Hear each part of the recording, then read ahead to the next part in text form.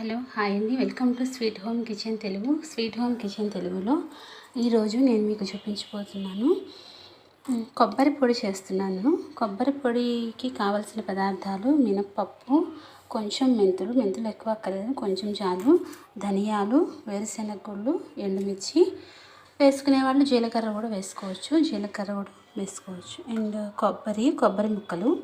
వీటన్నిటిని ముందుగా మనం వేయించుకోవాలి ఆయిల్లో.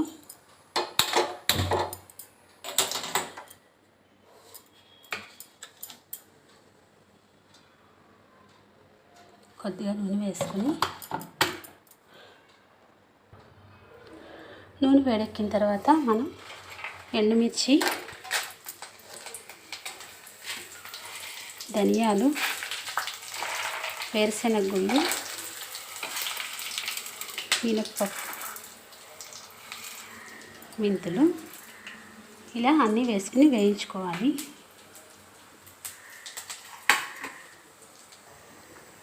అండ్ కొద్దిగా కరివేపాకు కూడా ఇందులో వేసుకోండి. కరివేపాకు కూడా వేసుకుంటే చాలా టేస్టీగా ఉంటుంది. కొబ్బరి పొడి చాలా బాగుంటుందండి. వేడి అన్నంలో నెయ్యి వేసుకుని తింటే సూపర్ ఉంటుంది కొబ్బరి పొడి. మీరు కూడా తప్పకుండా ట్రై చేయండి. నా ఛానల్ కనుక మీకు నచ్చినట్లయితే తప్పకుండా సబ్స్క్రైబ్ చేయండి.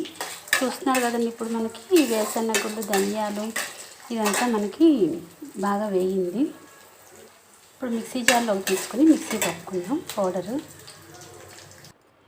ఇలా మిక్సీ జార్లోకి తీసుకున్నాం కదండి.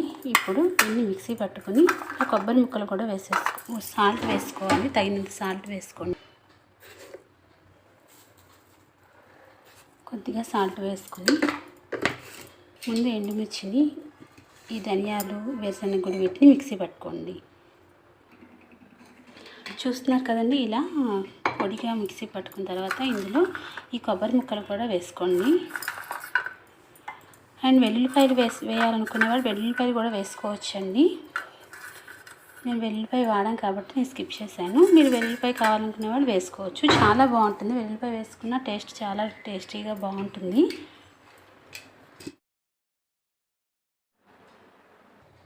చూస్తున్నారు కదండి, చక్కగా గమగమలాడే కొబ్బరి పొడి రెడీ అయిపోయింది.